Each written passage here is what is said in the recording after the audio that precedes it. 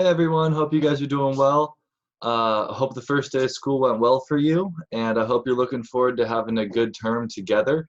I am, and my first day of school was kind of bumpy. My block classes had some kind of issues with Google Classrooms, and part of that was because I don't know what I'm doing with Google Classroom very well, and part of that was Google Classroom was just being weird and not doing things it was supposed to do, and then other students, it was just all a bit hectic, but we're ready to go. And it was actually because of those issues that I wasn't able to get this video and the one of the assignments we're going to see today.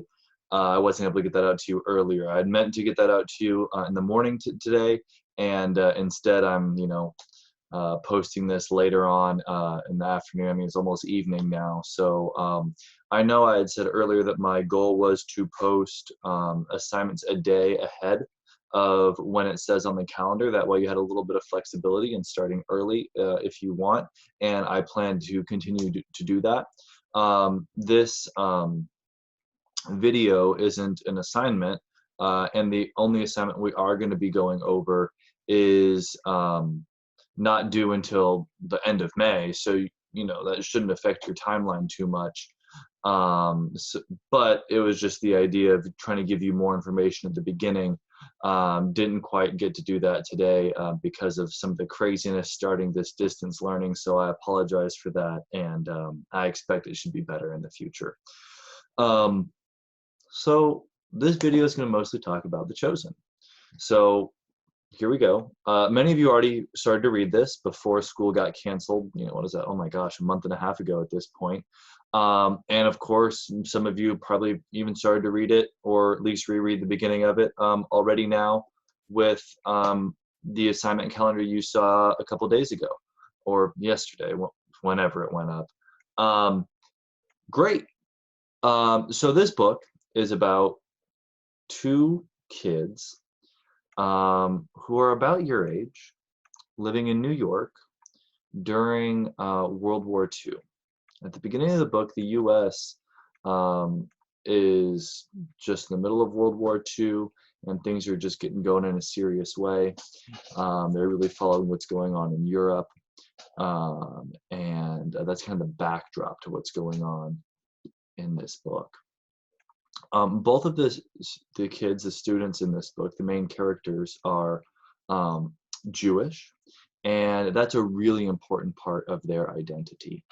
The book really doesn't focus on like anti-Semitism, hatred against Jews, or any other things like that, but it uses the differences between things that are supposedly the exact same as kind of a thematic motif that comes up again throughout the book. So even though the fact that they're Jewish specifically doesn't matter a ton, it does really shape a lot of the things they talk about in the book, because for their characters, their religion's really important to them. So we see a lot of topics and ideas or rituals or behaviors come up that are specific to Judaism.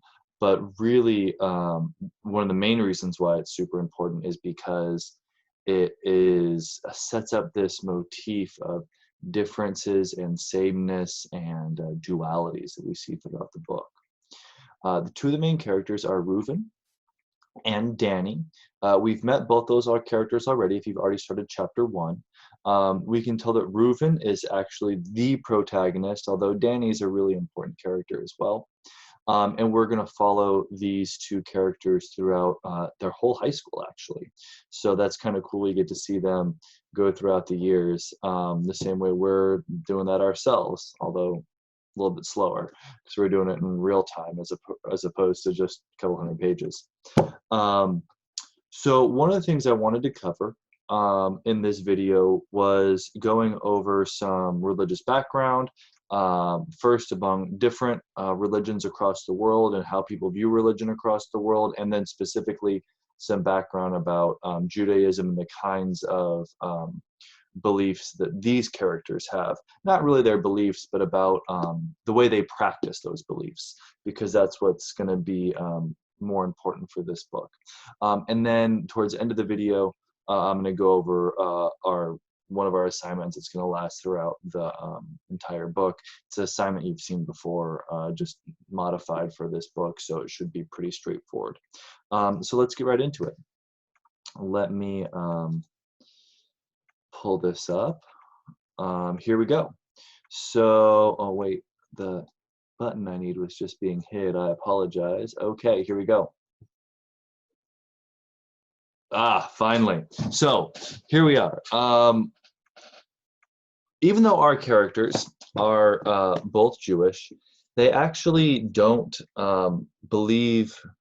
They believe very similar things, but they behave very differently. And this is kind of the same way it goes for a lot of world religions. By the way, if you guys are taking notes on this, you're welcome to. We won't see any like quiz questions about this kind of thing. This is just kind of background for understanding some of the things going on in this book, right? So we're going to start off by looking kind of an overview of the different religions across the world before we zoom in a little bit on the differences that we see between the beliefs of these two characters. By the way, this has already been posted to Google Classrooms. You can check it out there in the chosen resources and notes assignment or materials post, I think it's called. If you have trouble finding it, send me an email or message and I'll be happy to either attach it or tell you exactly what it's called on Google Classrooms. Okay, so we're going to start off by kind of overviewing some of the major religions in the world, and we're going to sort them by age on this slide. We can see that we have records of religions that are still being practiced now, going back thousands and thousands of years, which is just crazy.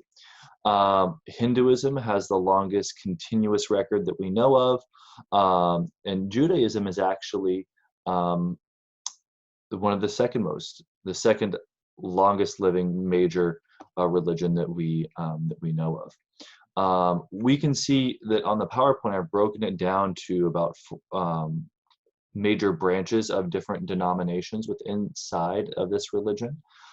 Just because I didn't mention different branches doesn't mean there aren't different ways of practicing it, but these are the commonly most recognized ways of doing it. So for instance, like we scoot down to Islam, we know that there are a number of different branches that aren't listed. They're just smaller, so they're not included in this really big overview. So we have Hinduism, which is based in Southeast Asia. Judaism comes out of the Levant area. Buddhism is kind of a philosophy as much as it is a religion. And actually the ancient Romans kind of had a similar take on the difference between philosophy and a religion, or really how they're almost the same thing. And then we see Christianity and Islam. What's interesting is we can see that these monotheistic religions here, Judaism, Christianity, and Islam, they actually all build off each other, and they all share a lot of similarities, not only in their practices and their beliefs and the fact they're monotheistic, but actually a lot of the stories and myths that these religions use as focal points in their texts are shared by all three of these religions. So for instance, Judaism, one of the main founding personages in Judaism is a character, a person called Abraham. Abraham is a person that Christians believe in, and a person that Muslims believe in as well. And they're actually the same person, because Christianity, and this is kind of a very rough and kind of almost crass way of thinking about it, but Christianity in some ways can be seen as like an update for Judaism. Judaism has prophets, people who spoke to God or channeled the word of God, and then Christianity kept those same prophets, but Christianity got some more, and they got a prophet that they believe is the Son of God in Jesus. And Islam so one of the main beliefs in Judaism is that there's a Messiah that's going to come to earth and radically change things, and it's going to be a major religious event. And when Jesus came, many Jews were like, yes, this is the Messiah, and a number of Jews were like, no, that's not the case. And it was just the idea that Jesus was the Messiah was what made Christianity. And a number of Jews at the time were like, no, this is not the case. And so we see a break between, Jesus was born a Jew and practiced Judaism through his life. And so we can see that from being the same religion, Christianity kind of breaks off and becomes its own thing. And then a similar thing happened later on with Islam and Muslims, is the same way that Christians basically believe in a lot of the same myths and stories and characters and people and personages in Judaism. They just kind of add on more stuff, and they get the Jesus update, as it were. Well, Islam kind of does a similar thing where they kind of get another update, if you want to think of it that way. And they get Muhammad as a prophet of God. And the Christians had already, kind of decided the same way that Jews decided, Jesus might be a great guy, but he's not someone who we're going to base our religion off of or modify our religion for. Christians, kind of took the same approach to Muhammad. We're like, maybe Muhammad's wonderful or all these things, but we're not going to incorporate him into our religion. So they're kind of similar in that way. And this is actually a kind of a good starting point. These monotheistic religions, these three that are related, these are called the Abrahamic religions, because they're all based around this central character. And this is a good way to start off looking at these different religions, because we can see not only are there different religions and different beliefs all throughout the world that have been going on for years and years and years, but we can also see that these monotheistic religions started to have breaks and splits within what was originally just one belief system. And as beliefs and ideas and people changed, these different religions were born. And that happened within religions as well. And so if we're looking at religions in America, most of the religions in America are Christian religions. Not all of them, but a majority. You can see these numbers are a bit old. I haven't had a chance to update this yet, but it's similar to what we see today, if not exactly the same. And we can see that the first top three are all some version of Christianity. And we can see the breakdown of Protestant religions here. The same when we saw the break of the main monotheistic religion in the Mediterranean area, Judaism, break into different religions. We saw the biggest umbrella religion in the world right now, Christianity, broken down into these smaller subsects of religions as well. So even though, for instance, in America, the majority of people identify as some kind of Christian, within that there's lots of differences and different beliefs. A lot of things are shared, obviously, but there are slight differences and sometimes larger differences within these different kinds of Christianity, even within the United States, not even looking outside the United States yet. Next, we have just to go back real quick. And this is going to be a kind of a good thing to kind of latch onto as we start talking about different types of Judaism, because even though both the characters in The Chosen are Jewish, as we're going to find in the book and as we're going to see in our PowerPoint coming up, is that they practice different forms of Judaism.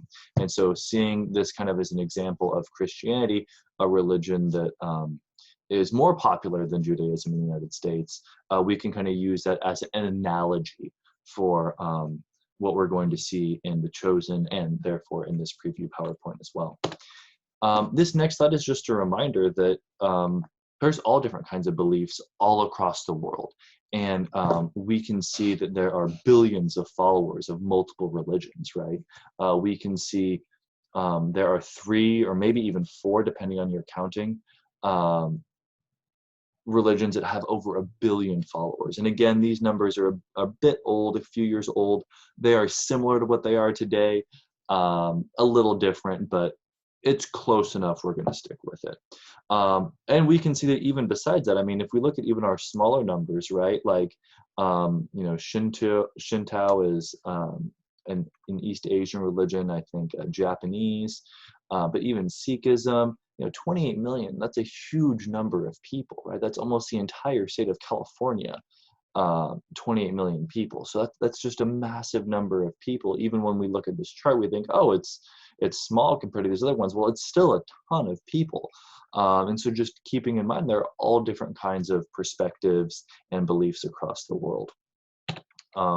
And one of the beliefs that people might have is a non-belief, and we see that reflected in different parts of the world across this map. It's important to remember that just because many people are very religious, some people are not, and that's okay too. And that's one of the great things about our country, is that was determined to be something that you get to care about a lot if you want to, and if you don't want to, that's okay too.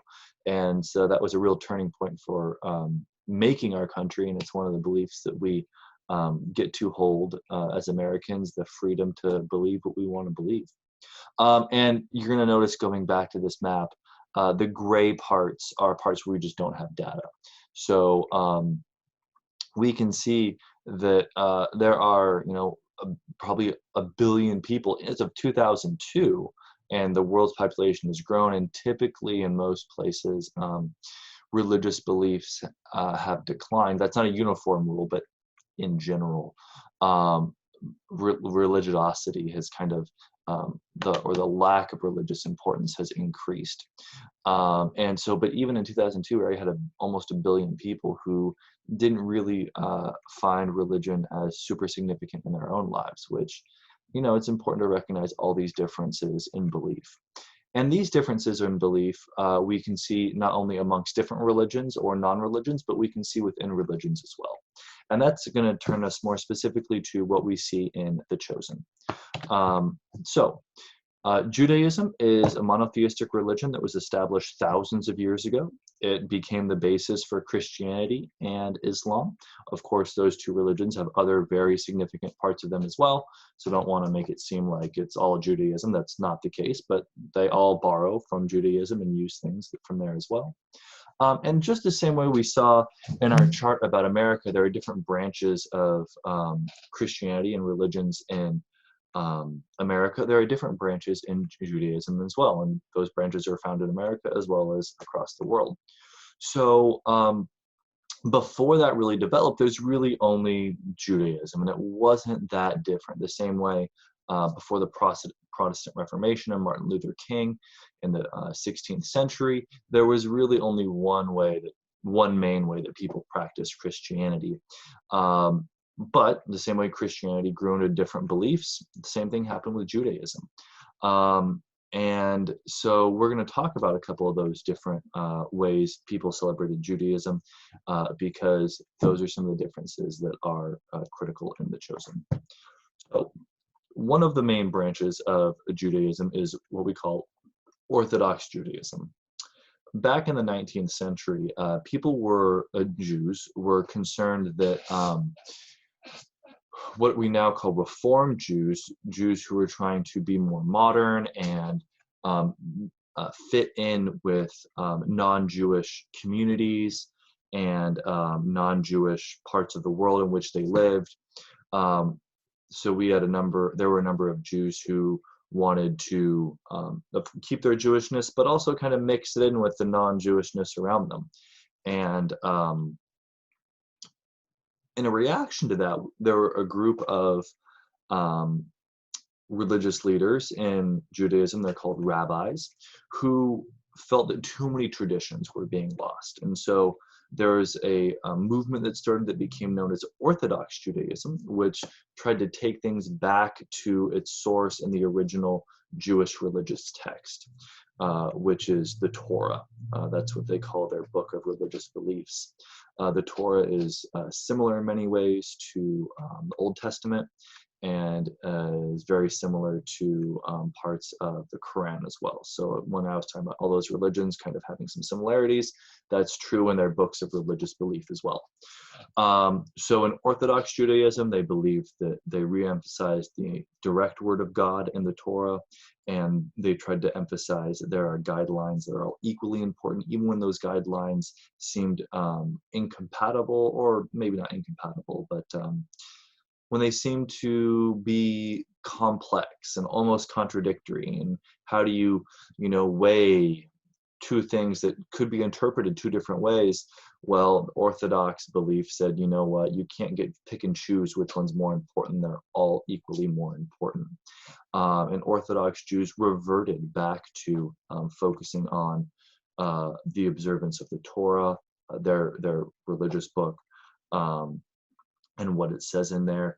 And there became this belief among the Orthodox community that if too many changes happened to the Jewish belief, then it would really not be Judaism anymore, and they would kind of lose their religion, their identity, their culture, their society. And so that was one of the reasons that compelled them to kind of be more strict about this.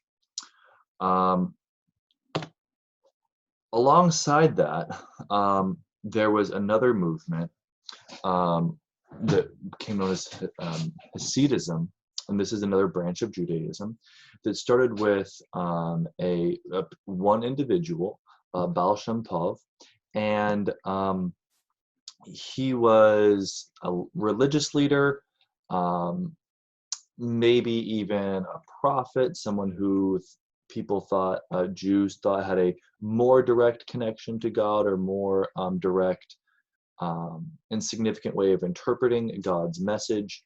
And he felt that people were being pushed away from Judaism because of the strictness we had just read about in the Orthodox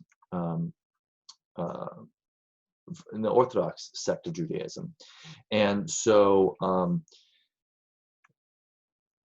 he thought that people were focusing too much on the interpretation of the Torah.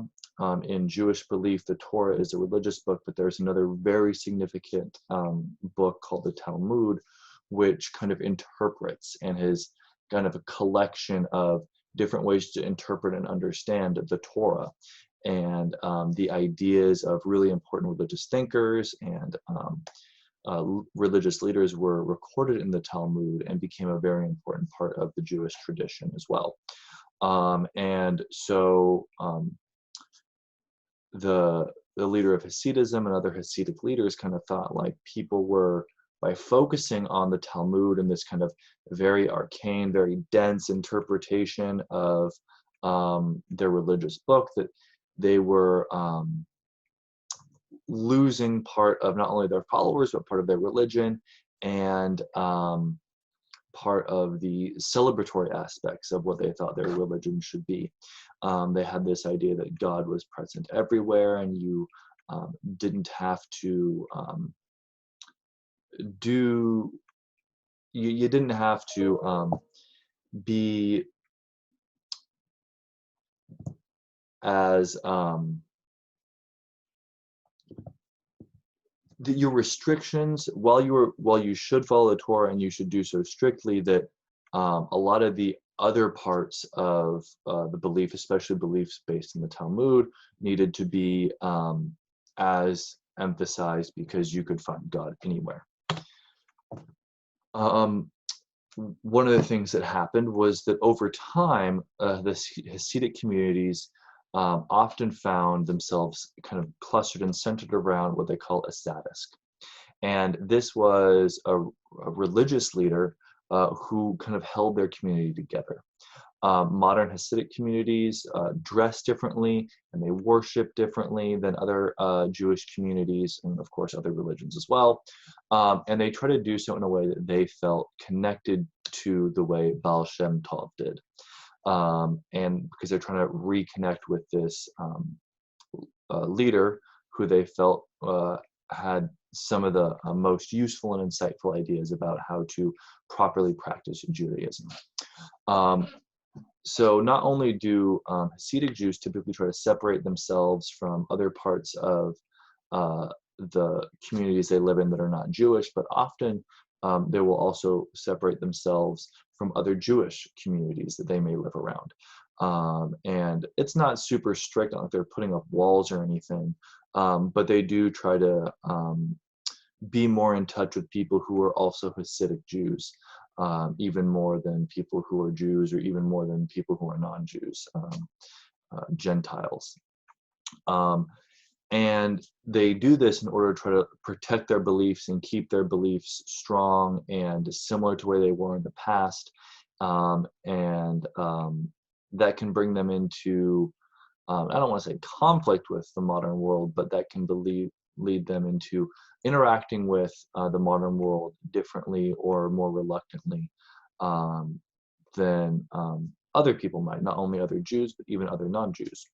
And so this kind of separation between these two kinds of Judaism could become a little competitive, or a little, it could be something that was emphasized in between these two groups. And so we can see here, we see actually a term we see come up in our, first in our handout that I gave you that had a list of terms that are not common, but also in chapter 1 already, epikuros is a term that is often used in a somewhat like derogatory kind of way to make the beliefs of other Jews seem like they are not doing everything they could or should be doing in order to express their Jewishness. Hasidic Jews often dress in a very specific way, as we talked about earlier on in the slide. Here is some pictures of some Hasidic Jews in their dress. I believe both these pictures I think are from New York. There's a notable Hasidic community in New York. So these are actually, I think these are both Americans.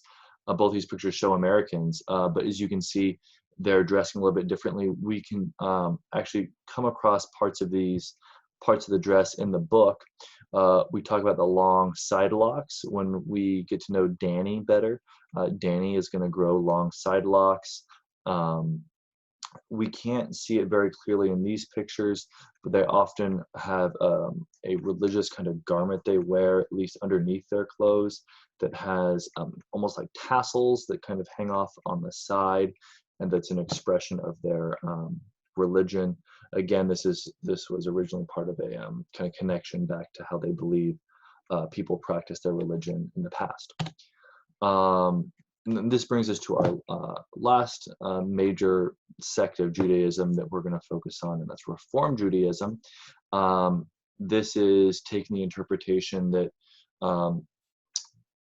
your Jewish religious beliefs and practices need to fit in with the world around, the world that we find ourselves in, or the world that these Jewish people find themselves in.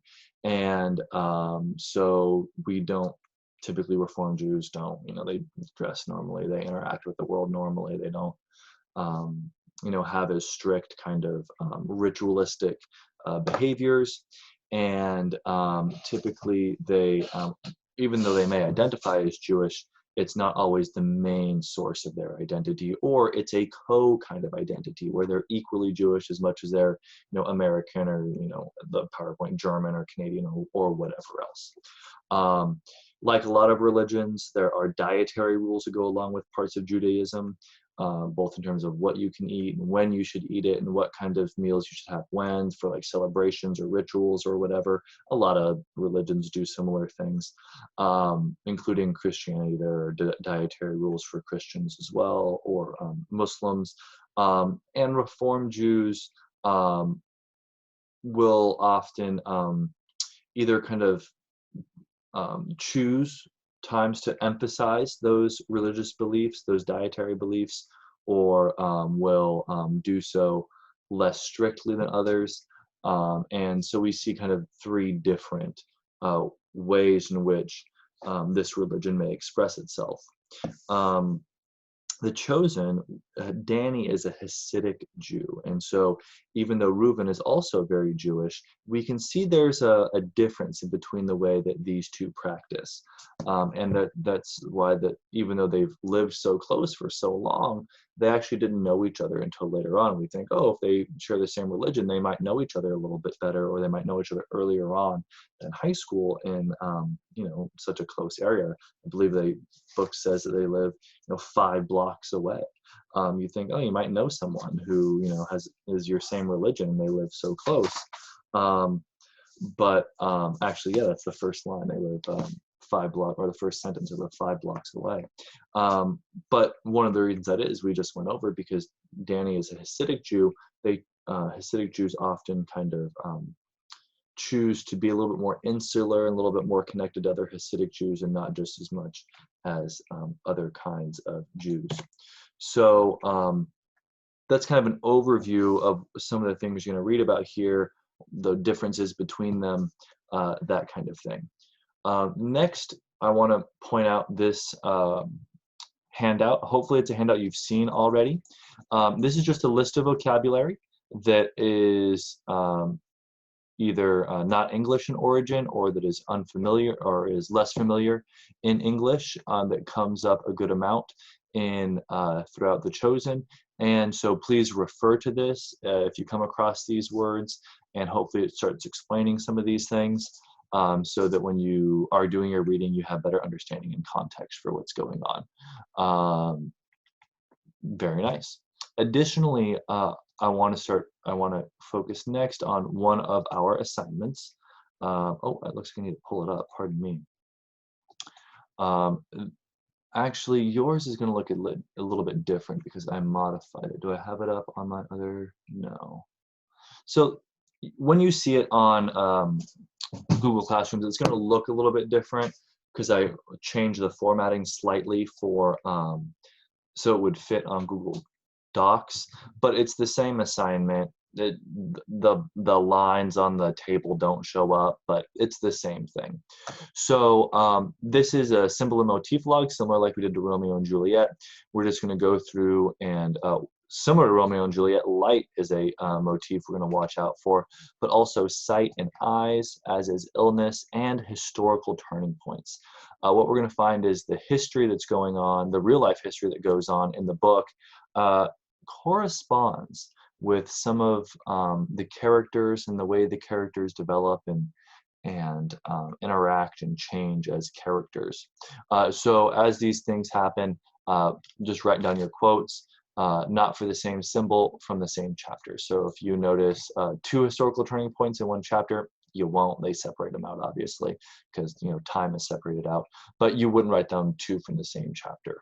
But if you saw a historical turning point at the same time there was an illness, which would not be a coincidence in this book, you could definitely write that down in the same chapter because they're different topics. So hopefully this is a familiar worksheet to you.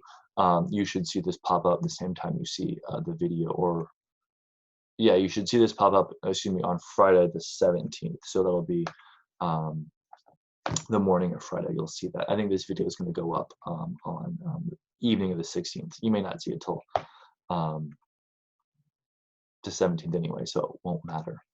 But okay, I just want to go over a few things with The Chosen, give you a little bit of background on some of the religious aspects of The Chosen. Obviously, we're not focusing on the characters' religion. This is not a religious studies class or anything like that.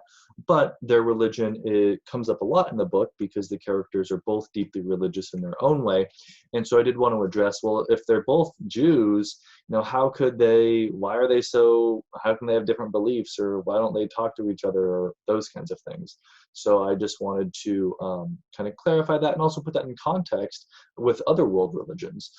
Because even though this book happens to focus on Jewish characters, obviously religions across the world are important to billions of people, millions and millions of people, and tens of millions of Americans. So putting the beliefs of one religion, this book just happens to focus on, in the context of other beliefs around the world, I thought would be kind of useful as we start getting into The Chosen. All right, ladies and gentlemen, I look forward to when we get to have another little video chat. Otherwise, keep on checking Google Classrooms every day for attendance. and get your work done. If you have any questions, contact me as normal, and I look forward to continuing our learning together. Thank you, guys. Bye.